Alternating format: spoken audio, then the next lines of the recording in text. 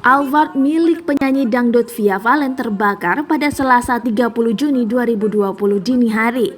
Insiden kejadian terbakarnya mobil dibagikan langsung oleh Via Valen melalui Instastory di akun Instagramnya.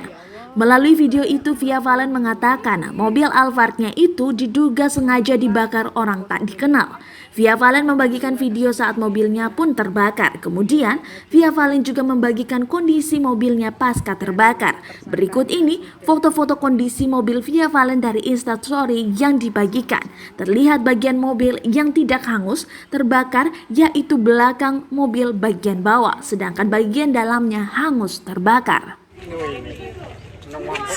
Bakar mobilku di kantor polisi.